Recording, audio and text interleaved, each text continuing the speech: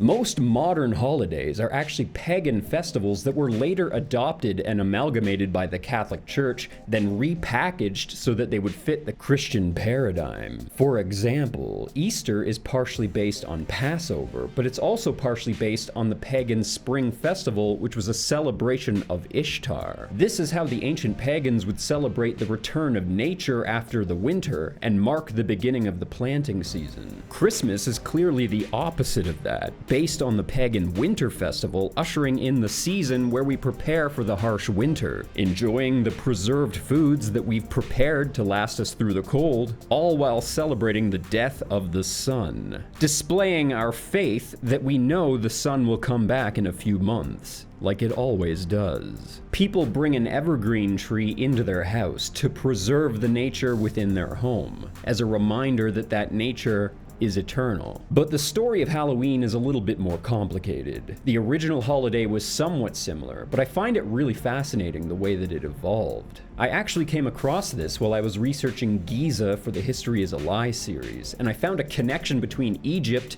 and the ancient Celts as well as ancient Rome, which leads me to believe that this may have been a universal belief across all ancient pagan religions. But before we get started, I've got a special free surprise for everyone, something that will help us celebrate the spooky season with some flair. I'd like to thank today's sponsor, Shudder. Summer is over. It's starting to become cold and dark. Spooky season is upon us.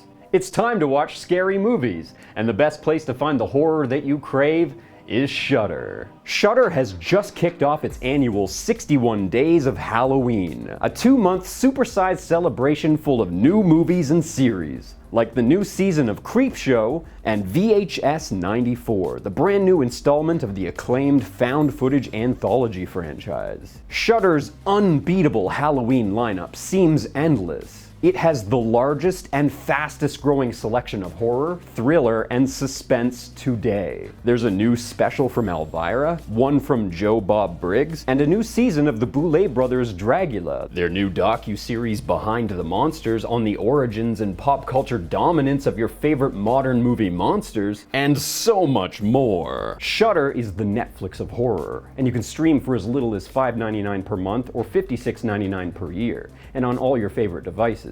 Apple, Android, your gaming device. Hell, I even access Shudder through my Amazon Prime Video app. There's a million ways to watch. I've already been subscribed to Shudder for a couple of months now, but I was genuinely blown away by their selection. They're loaded with a bunch of classics like The 73 Carrie, but a ton of obscure titles as well that are totally worth seeing. For example, Shudder has Psycho Gorman, a recent 80s style horror that includes a voice cameo from everyone's favorite YouTuber, Rich Evans. What a time to be alive. And Shudder is adding new edge-of-your-seat thrillers, terrifying horrors, and nail-biting supernatural content every week. There's always something new to watch. And to get started watching the best selection of horror content available today, you don't have to pay a cent. Try it out. You can stream Shudder for free for 30 days. All you gotta do is go to shudder.com and put in promo code SKEPTIC, and we can all watch a month of spooky content together. My gift to you this spooky season. Happy Halloween, everyone.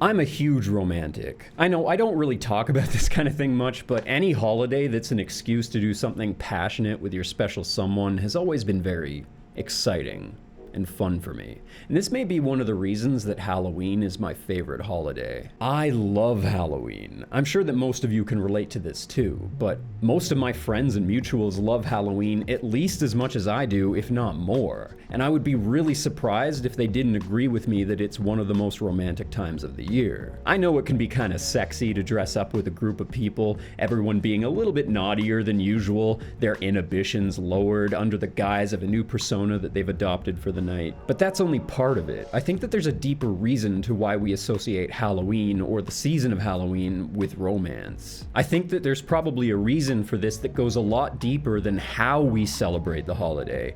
and it ties back to the way that the ancient people used to mark the movements of the sun. I hate to go full astrology on everyone, but I'm pretty sure you'll agree with me by the end of the video that my logic is sound and I'm onto something here. As I've discussed many times before, ancient religions were based off of astrological movements and the positions of the sun. Multiple ancient sites were designed to mark specific times of the year using the sun as their marker, like the hand of a clock. The most commonly found structures are stone circles, much like Stonehenge. On the summer solstice, the sun rises behind the heel stone in the northeast, and its light shines into the center of Stonehenge. And during the winter solstice, an observer standing in the enclosure's entrance and facing the center of the stones is able to watch the sun set in the southwest. Archaeologists are fairly confident that Stonehenge was a stellar observatory. They even refer to the main walkway going through the structure as a solar avenue.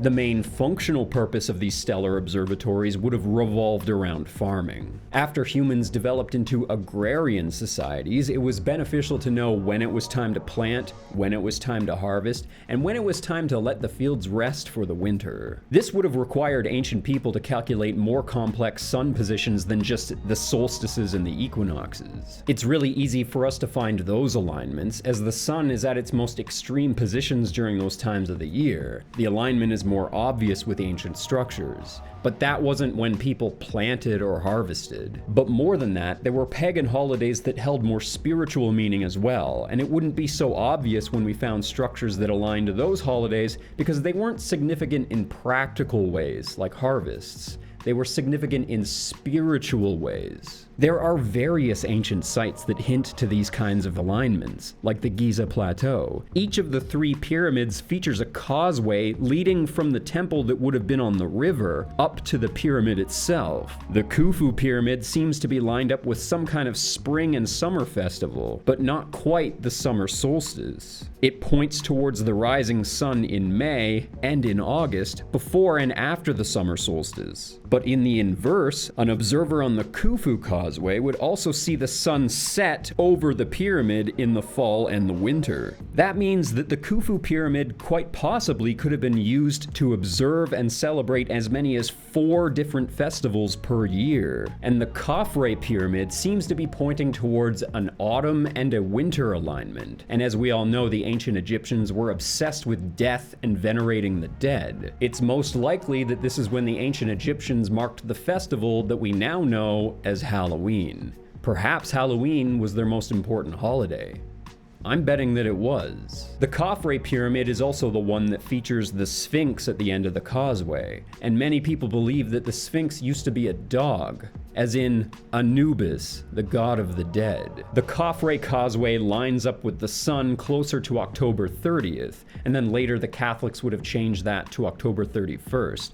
But I'm betting that it was a 3-day festival. Calendar dates are less reliable to determine when these festivals would have been because the calendar fluctuates every year. It had more to do with where the sun was lining up with the earth. But the first alignment almost certainly would have been in late October, right before Halloween. And I'm no mathematician here, but I'm pretty sure that the causeway for the Khufu pyramid would have also lined up with where the sun set during that time of year. Just like the Sphinx, the Khufu pyramid represents the death and rebirth of Osiris, so it makes sense that they would observe the sun setting over that pyramid. The ancient Celts and Gaelics used to observe a festival known as Samhain, spelt Samhain. It's pretty much understood today that Halloween holds some of its roots in Samhain, but it's possible that this was a universal festival that was celebrated all across Eurasia at the time. But looking into the traditions of the ancient Celts, it's fairly obvious how these festivals are pretty much the same thing. The idea is that late October is supposed to be the time of year when the Fae folk, or fairies, are their strongest here on Earth. Many ancient cultures believed that there was a veil separating our world from the other, and the beings from that other world are mischievous or even evil. There's supposed to be something about this time of year that causes that veil of separation to be at its weakest, allowing the Fae folk to cross over to our side to cause chaos and mayhem.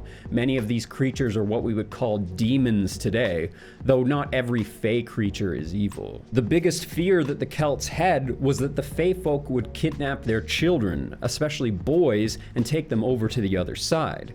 But the weird part is that they would replace their child with a shapeshifter that looked and sounded just like their loved one, but would really be a demon in disguise. This idea was included in the latest Hellboy adaptation. Hellboy's necromancer friend was replaced by a shape-shifting pig monster, and when this pig monster was caught, a flying fairy returned the original child back to her parents. So in order to protect their children from suffering this fate, they would dress them up as different animals, beasts, or even feyfolk themselves in an attempt to confuse the fairies. And naturally, after the Catholics took over, it would have been replaced with a more Christian observance. They actually called it the Feast Day of Jesus Christ the King. And I love that the implication that I can draw from this is that Halloween was Jesus's favorite holiday too. What a beautiful coincidence. There's another ancient structure in Ireland that seems to line up with the exact same feast days as the Khafre Pyramid. In the town of Tara, there's an ancient Neolithic mound structure with a stone entrance called the Mound of Hostages. And when standing inside of that structure on Samhain, an observer would have noticed that the rising sun lined up perfectly with that doorway, likely allowing light to shine inside onto some sort of a shrine or altar. And I love that it's called the Mound of Hostages because that's consistent with their belief that during that time their children would be taken hostage. I don't know if that actually has anything to do with the holiday, but seems right. The Druid priests of this time would likely have also felt a greater connection to these beings, which would have given them better abilities for divination, which means communicating with spirits to predict the future. This is also why Halloween is one of the more important holidays to witches and whatnot today, because this is when they have their greatest connection to the other side, when they have the greatest connection to their magic. Anyways, even the Christians eventually replaced the feast day of Jesus Christ the King with what we now call Halloween, or All Hallows Eve. Some of the earlier European traditions were as simple as boys would dress up as girls and girls would dress up as boys, and this was enough apparently to trick the spirits and confuse them. Even the tradition of trick-or-treating ties in with this. People would travel around town, performing tricks, singing songs, all in exchange for treats, and all of this chaos was supposed to serve to confuse the spirits and make it impossible for them to attack children. But what does this have to do with romance? Why is Halloween almost synonymous with love, courtship, and relationship? Well, to answer that question, we're gonna have to go back to the alignment of the sun. In the past, I've talked about how the Giza Plateau was an electricity generator drawing power from the sky using a large circuit. What makes Giza the perfect location for this is that it's one of the places on the planet where the Earth's electromagnetic field is its strongest. Lots of people have theorized that when this machine on the plateau was working at its peak, it would have attracted UFOs, orbs, light balls. I've alluded several times that I believe UFOs are actually balls of plasma.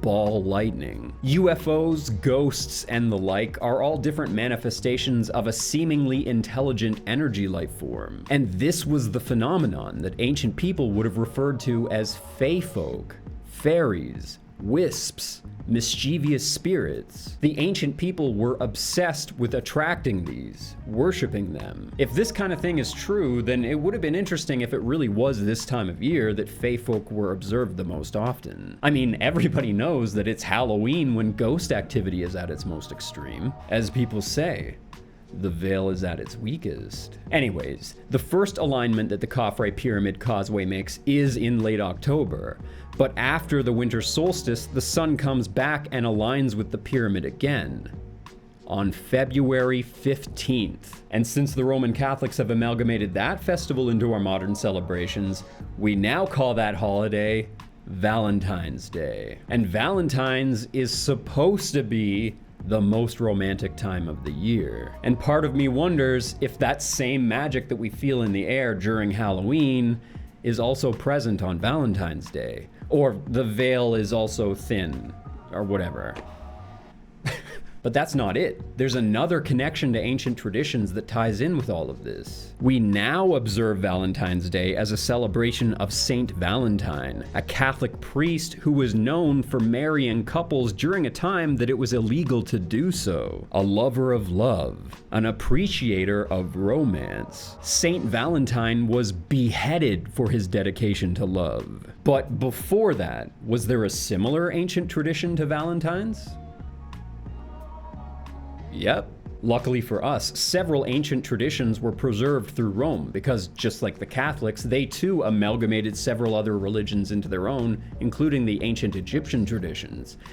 And the way that they celebrated Valentine's was wild. Part of the ancient Valentine's Day tradition in Rome involved men dressing up like predators, wearing the masks of animals, and they would sing and dance through the streets, hunting women. Halloween is just the inverse celebration of Valentine's Day, when the sun is making the exact same alignment. And that makes me think, maybe there really is some magic in the air during Halloween. Now I wonder, the tradition of cherubs going around causing people to fall in love with each other? Are these two fae folk casting spells on everyone? Happy Halloween, everyone. I hope you enjoy yourselves this year. I know that I missed it last year. Stay safe. I love you guys.